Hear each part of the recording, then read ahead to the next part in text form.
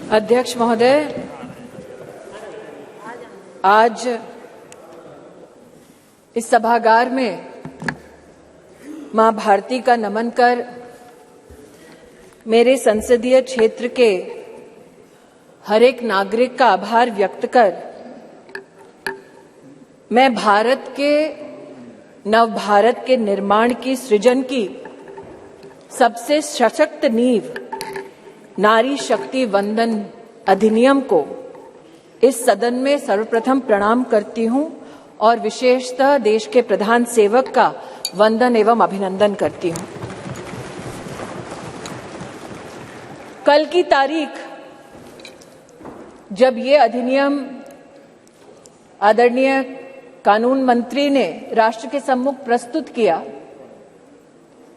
न सिर्फ इसलिए ऐतिहासिक थी क्योंकि इस नए भवन में नए संकल्पों के साथ हम सबने प्रवेश किया, साथ ही एक पुनीत समय गणेशोत्सव के पुण्य अवसर पर हमने नए भवन में प्रवेश कर विघ्नहर्ता को प्रणाम किया।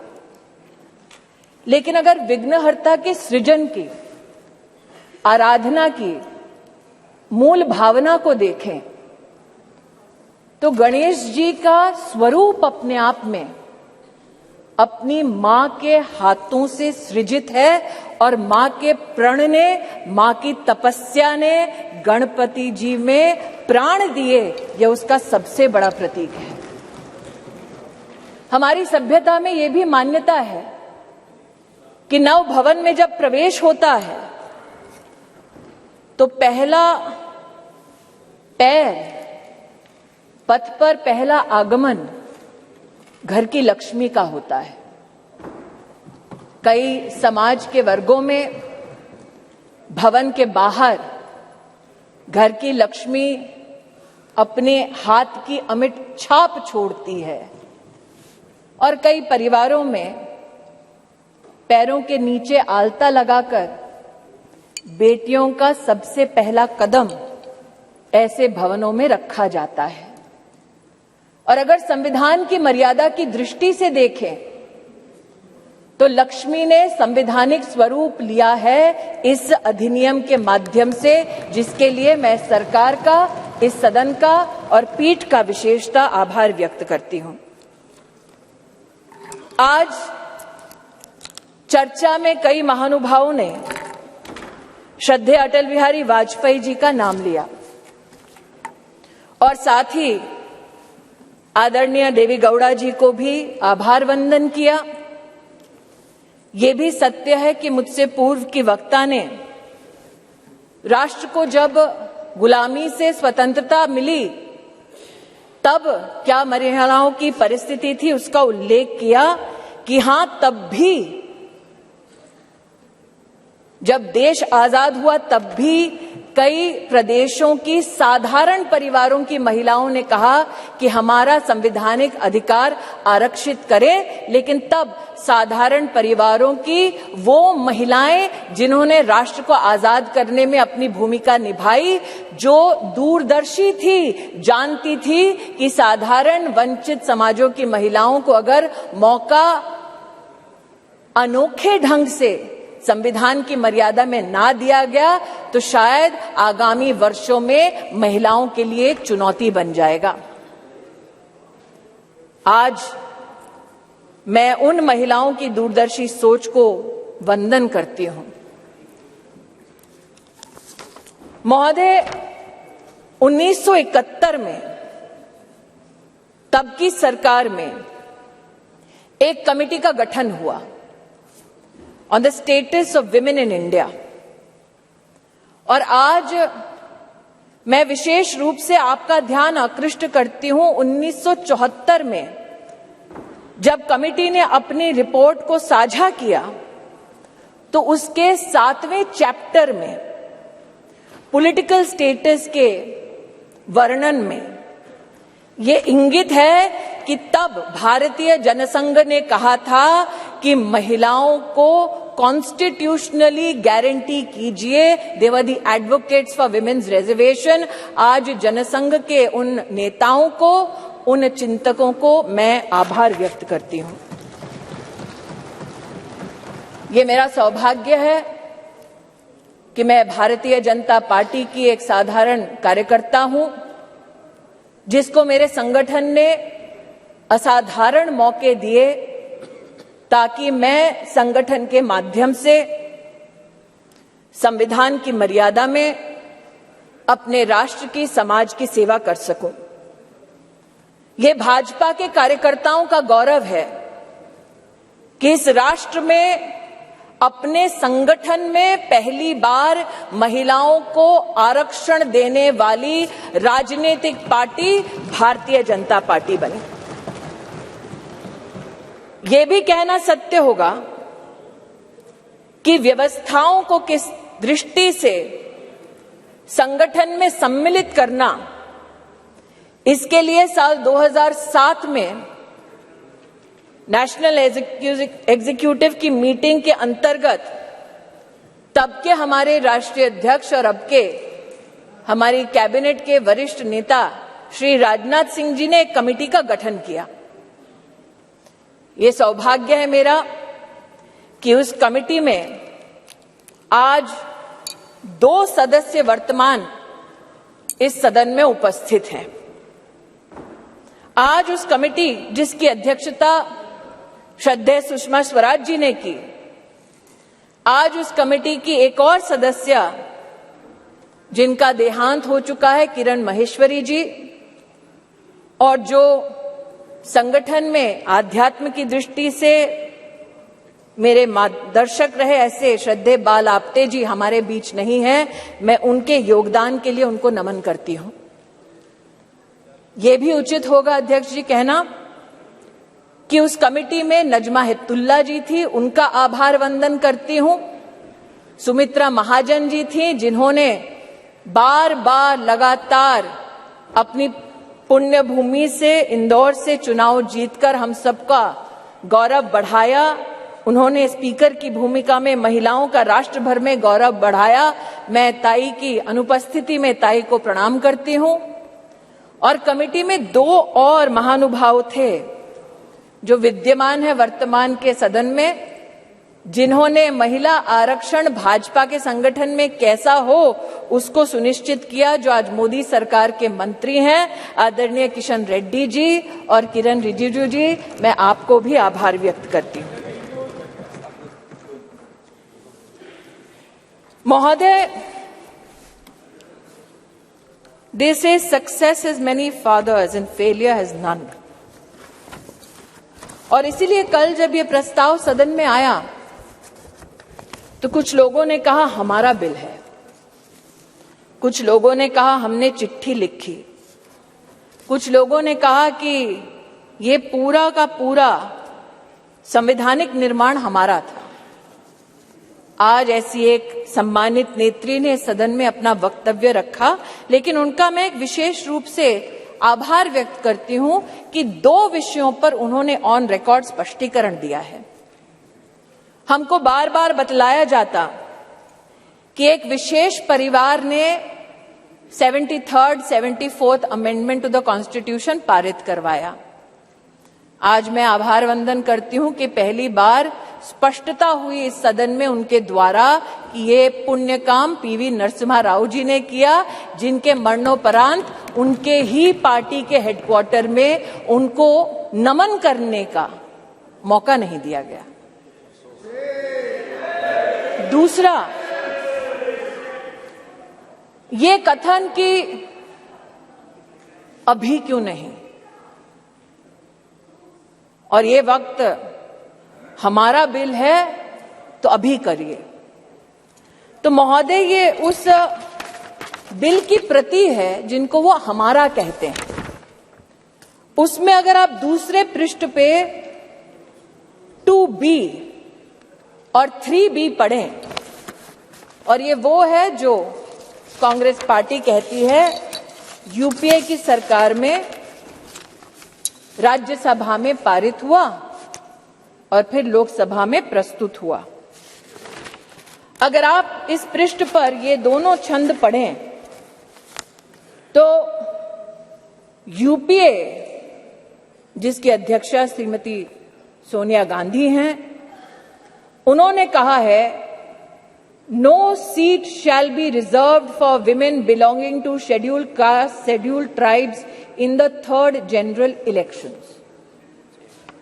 3B पढ़ें तो उन्होंने कहा, प्रस्ताव दिया, no seat shall be reserved for women in the third general election. अर्थात आज की सरकार जब यह अधिनियम लागू होगा तब के बाद 15 वर्षों तक महिलाओं को रिजर्वेशन गारंटी करती है, मोदी की गारंटी है। लेकिन अगर कांग्रेस पार्टी का प्रस्ताव आप पढ़ें तो उनका प्रस्ताव ये था 2B और 3B में कि no seat shall be reserved for women in SC/STs in the third general election, no seat shall be reserved for women in the third general election.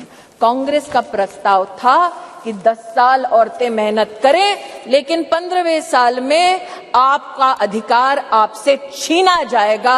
आज मैं अभिनंदन करती हूं प्रधानमंत्री जी का, हमारे न्याय मंत्री का, जिन्होंने कांग्रेस की इस अभिलाषा को निराश किया।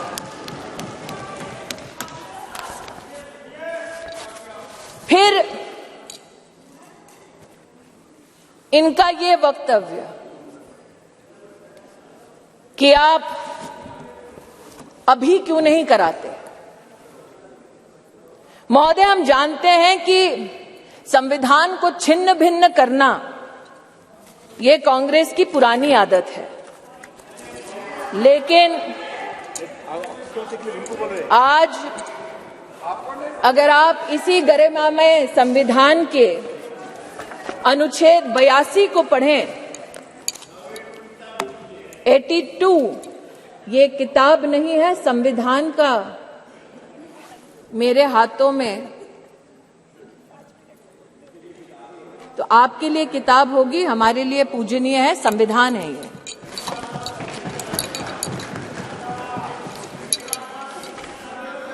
आर्टिकल 82, और आपकी अनुमति से पढ़ना चाहती हूं।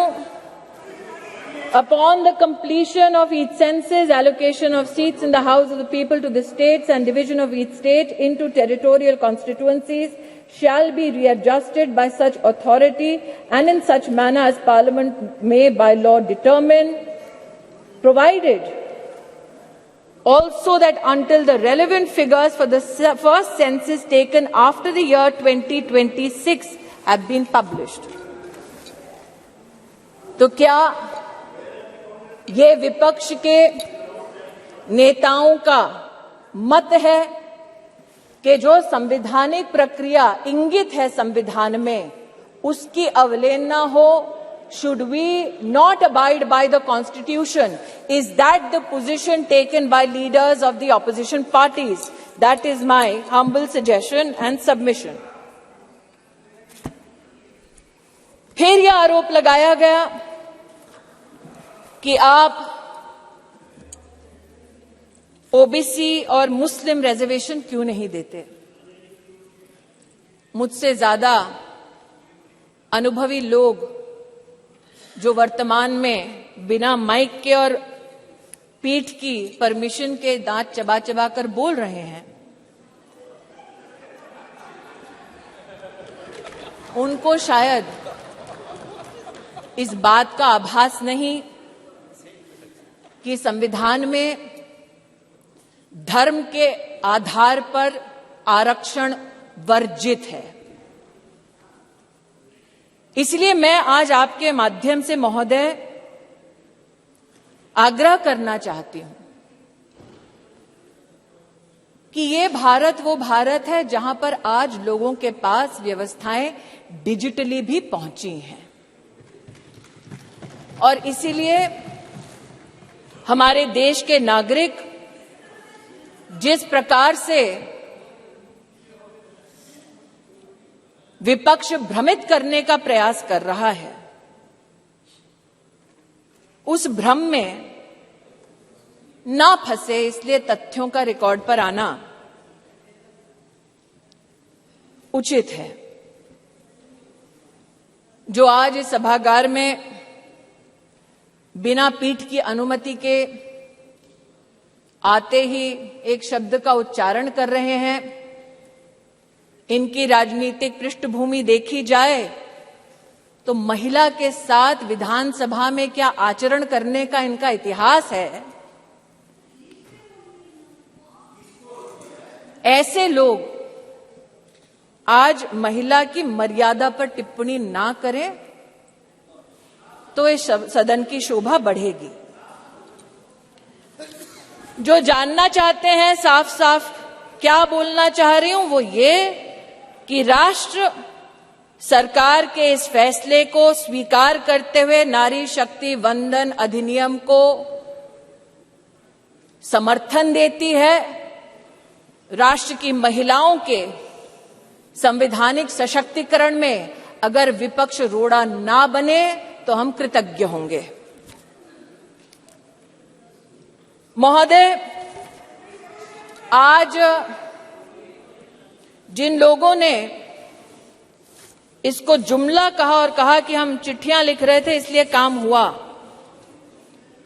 कम से कम उन्होंने इस बात को स्वीकार किया कि सरकार में प्रधान सेवक ऐसा कि इतने विराट दिल का कि आप उनके साथ पक्षपात करते रहे। जब आपके साथ सत्ता थी आप बार बार उनका अनादर अपमान करते रहे, लेकिन उन्होंने बड़ा दिल दिखाकर आपके हर कम्युनिकेशन को पढ़ा, आपसे चर्चा की।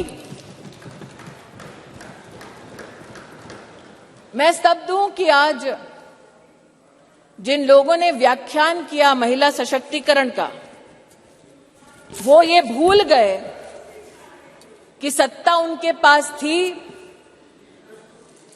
चमन उन्होंने लूटा, वरना आज जैसा कि प्रधानमंत्री जी ने कहा कब का ये गुलिस्तां हो चुका होता और हम जो साल 2014 में माननीय प्रधानमंत्री जी के नेतृत्व में देश की सेवा के लिए अनुग्रहित भाव से इस सदन में आए, हमने तब से लेकर अब तक महिला उत्थान के लिए विभिन्न इकाइयों के माध्यम से, योजनाओं के माध्यम से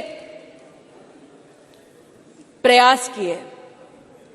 इस सदन में महिलाओं के लिए टॉयलेट्स बनाने की बात हुई, इस सदन में महिला को किस प्रकार से घर दिलवाया उसकी बात हुई, लेकिन महिला सशक्तिकरण माननीय प्रधानमंत्री जी के लिए एकमात्र टर्म से संबंधित, योजना से संबंधित संकल्प नहीं।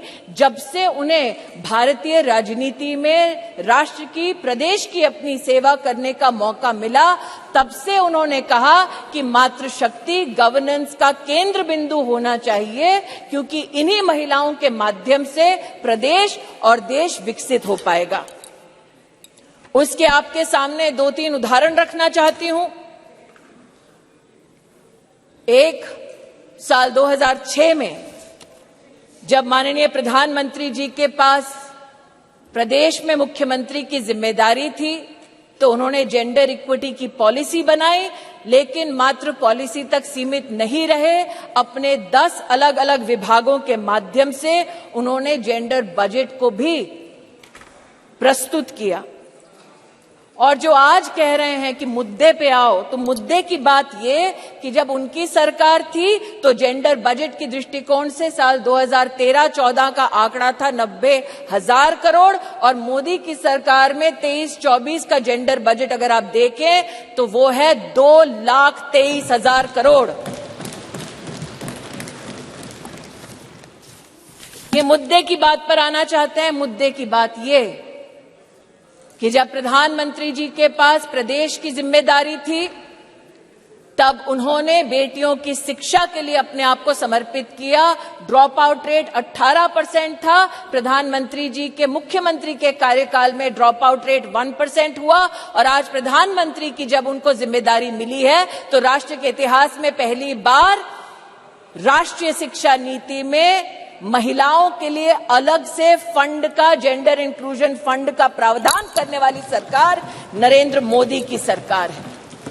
ये कहते हैं मुद्दे पर आओ, तो मुद्दा ये कि जब प्रधानमंत्री जी के पास प्रदेश की जिम्मेदारी थी तो उन्होंने ई ममता एक कार्यक्रम शुरू किया ताकि गर्भवती माताएं, बच्चे उसके माध्यम से सरकारी व्यवस्था से उनका बेनिफिट ट्रैक हो सके, कौन वंचित है उस तक हम पहुंच सके। और आज नरेंद्र मोदी जब देश के प्रधानमंत्री हैं तो राष्ट्र के इतिहास में पहली बार पोषण ट्रैकर के माध्यम से देश के 7.5 करोड़ बच्चे और 2.5 करोड़ महिलाओं को पोषण अभियान के माध्यम से डिजिटली सेवा पहुंचाई जाती है।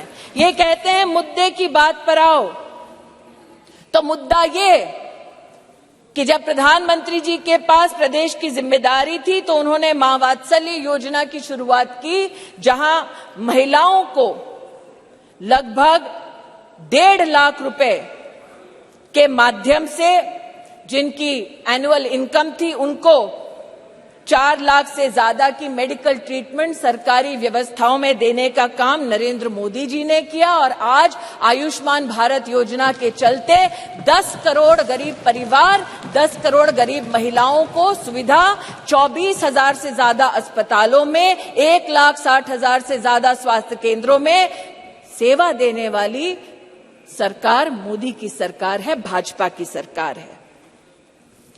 इसलिए जो कहते हैं कि महिला सशक्तिकरण मात्र आज एक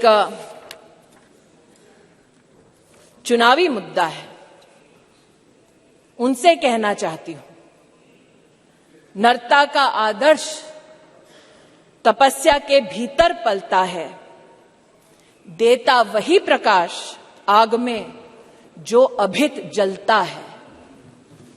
आपने नरेंद्र मोदी जी पर कई आक्षेप किए, राष्ट्र के नवनिर्माण में, चाहे वो मेक इन इंडिया हो, चाहे वो धारा 370 को हटाने की बात हो, हर विषय पर, जीएसटी पर भी न सिर्फ व्यवधान किया बल्कि व्यवधान के बाद जब इस सदन ने उन कानूनों को पारित किया तो आप एक्सटर्नल ऑर्गेनाइजेशंस के माध्यम से कोर्ट में चुनौती देते गए, कोर्ट में भी हारे, पीपल्स कोर्ट में भी हारे। इस बार लोग कहते हैं कि 27 साल नहीं, अगर आप जनसंघ की पृष्ठभूमि देखें तो 1974 से हम प्रमाणित कर सकते हैं कि हमारी आइडियोलॉजी ने, हमारे ऑर्गेनाइजेशन ने बार बार कहा कि आप संवैधानिक ढांचे की मर्यादा में महिला का आरक्षण गारंटी करें। मोदी आज इस अधिनियम के माध्यम से महिलाओं को जो वंचित है वो अधिकार गारंटी कर रही हैं। और इसीलिए पूरे सदन से विनम्र आग्रह है कि एक साइंटिफिक पद्धति से संविधान का संरक्षण करते हुए जो प्रस्ताव सरकार लेकर आई है, वाकई में अगर आपकी रुचि महिला को पॉलिटिकली सशक्त करने की है तो आप इस अधिनियम का समर्थन करें। अंत में कुछ लोगों ने अपने वक्तव्यों में यह भी कहा कि आप रैंकिंग देख लीजिए।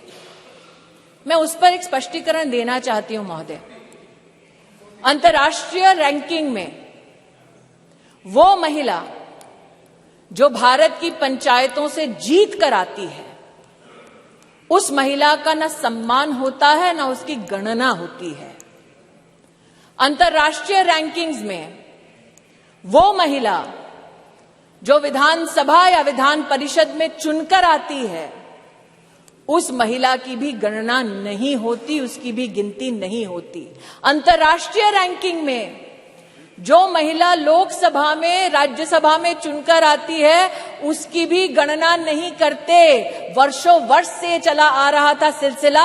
मोदी सरकार ने इस विषय को अंतर्राष्ट्रीय पटल पर उठाया और लिखित में उनसे जवाब दिया कि हां, अब हम हिंदुस्तान की पंचायतों में जीतने वाली महिलाओं का सम्मान करेंगे, विधानसभा में जीतने वाली महिलाओं का सम्मान करेंगे, लोकसभा में जीतने वाली, राज्यसभा में हमारी जो महिलाएं सेवा दे रही है उनकी गिनती करेंगे. We have made women count and it is time for you to step up in the opposition and not mere reduce your words to paper, to speech, but speak with action and support Nari Shakti Vandan Adhiniyam. Dhanyawad. Thank you. Shri A. M. Arif ji. Arif ji. This is a constitutional amendment. This is a constitutional amendment. No, he's not there. Arif. A. M. Arif. Yeah. Sir, thank you, Speaker, sir. Sir. Arif ji. She's not the concerned minister.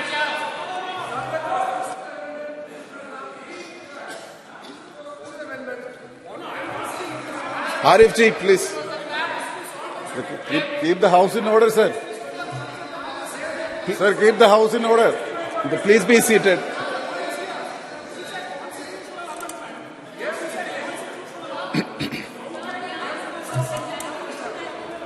Yeah, Honorable Minister.